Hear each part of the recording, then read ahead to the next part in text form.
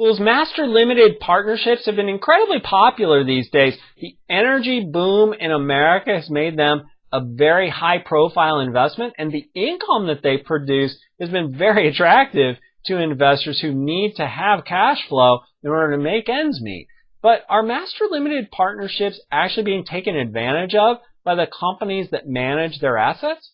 My name is Dan Caplinger. I'm the Motley Fool's Director of Investment Planning, and today I want to take a look at a recent article from Bloomberg that took a look at the relationships between master limited partnerships and the companies that manage their assets and asked some critical questions about whether those management companies were essentially charging too much in management fees and taking money away from MLP investors. Now, basically, the way that master limited partnerships work is pretty simple. When you invest in MLP units, you basically get a share of the business, and that entitles you to the income that that business throws off.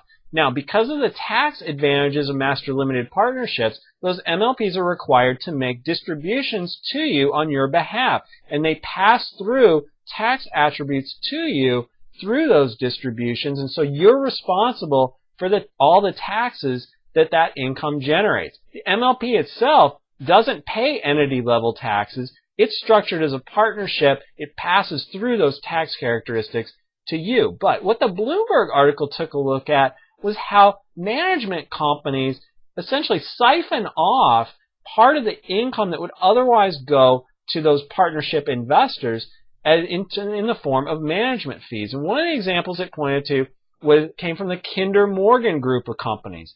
There you have Kinder Morgan Energy Partners, which is a master limited partnership. It also has a management company associated with it, Kinder Morgan Inc.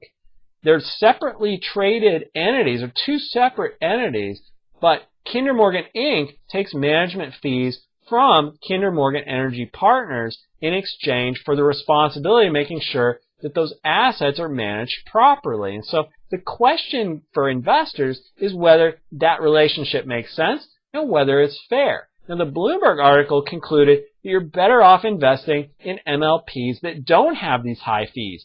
An example that it pointed to was Enterprise Products Partners, which actually went and bought its own management company, removing that separation and therefore avoiding fees going forward. But it's a question that you always have to ask, no matter what kind of business you're talking about. If there's an inherent conflict of interest or other troubling relationship, you really need to watch the money and see where it goes. Now, for more on investing in master limited partnerships, be sure to stay tuned to Fool.com, and also click on the link above the video. You'll get a special free report that talks specifically about master limited partnerships and their advantages. Thanks for watching, and Fool on.